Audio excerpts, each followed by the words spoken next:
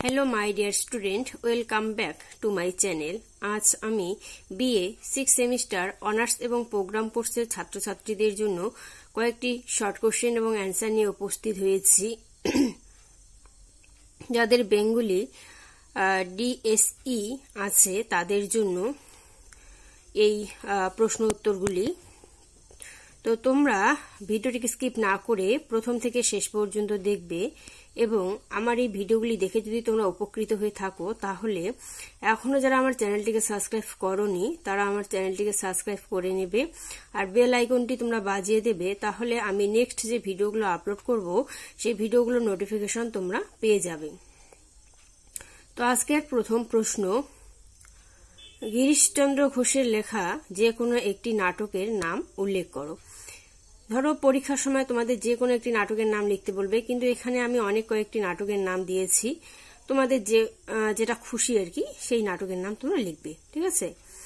তো গিরিশচন্দ্র ঘোষের লেখা নাটক হলো প্রফুল্ল, সপ্তমীতে বিসর্জন, সীতার বনবাস, সীতাহরণ, রামের বনবাস ইত্যাদি। আরো অনেক নাটক আছে। পরের প্রশ্ন, বলিদান নাটকটি কার রচনা? উত্তর হবে বলিদান নাটকটি গিরিশচন্দ্র ঘোষের রচনা। আরেকটি কথা বলছি, এই পেপার থেকে তোমাদের অনেক নোট আমি দিয়েছি, সেগুলো যদি দেখে না থাকো তো আমি সেই নোটগুলোর লিংক ডেসক্রিপশন বক্সে দিয়ে দেব, সেখান থেকে তোমরা দেখে নেবে। পরের প্রশ্ন, মুক্তধারা নাটকটির প্রকাশকাল কত?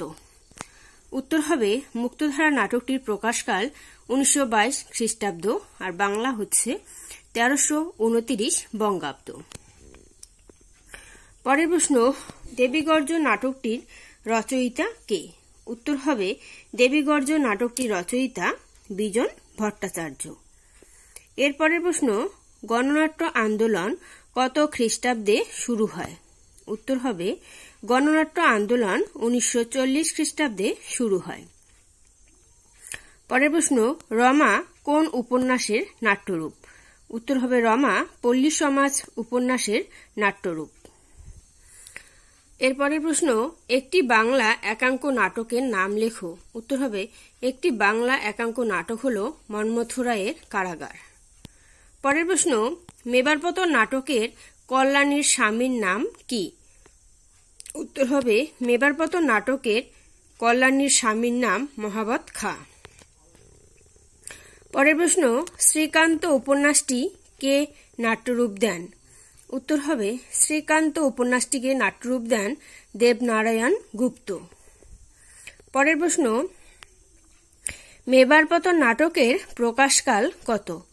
উত্তর হবে মেবারপতন নাটকের প্রকাশকাল 1908 খ্রিস্টাব্দ। পরের প্রশ্ন, মেবারপতন নাটকে কতগুলি গান রয়েছে? উত্তর হবে মেবারপতন নাটকে 11টি গান রয়েছে। পরের প্রশ্ন, বনফুলের একটি একাঙ্ক নাটকের নাম লেখো। উত্তর হবে বনফুলের একটি একাঙ্ক নাটকের নাম হল শিক কাবাব। পরবর্তী প্রশ্ন, নতুন ইহুদি নাটকটির রচয়িতা কে? উত্তর হবে নতুন ইহুদি নাটকটির রচয়িতা সলিল সেন। লাস্ট প্রশ্ন, ছাউনি নাটকের মোট কয়টি দৃশ্য রয়েছে?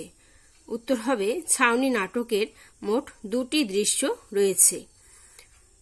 আর ছাউনি নাটক থেকেও অনেক শর্ট কোশ্চেন দেওয়া আছে, সেগুলো যদি তোমরা দেখে না থাকো তো সেগুলোর লিংক আমি ডেসক্রিপশন বক্সে দিয়ে দেব, সেখান থেকে দেখে নেবে। এবং মেবারপতন নাটক থেকেও যেসব শর্ট কোশ্চেন এবং অ্যান্সারগুলো দেওয়া আছে সেগুলোর লিংকও আমি দিয়ে দেব একসঙ্গে, ঠিক আছে। তো আজ এখানে রাখছি, সবাই ভালো থেকো, ধন্যবাদ।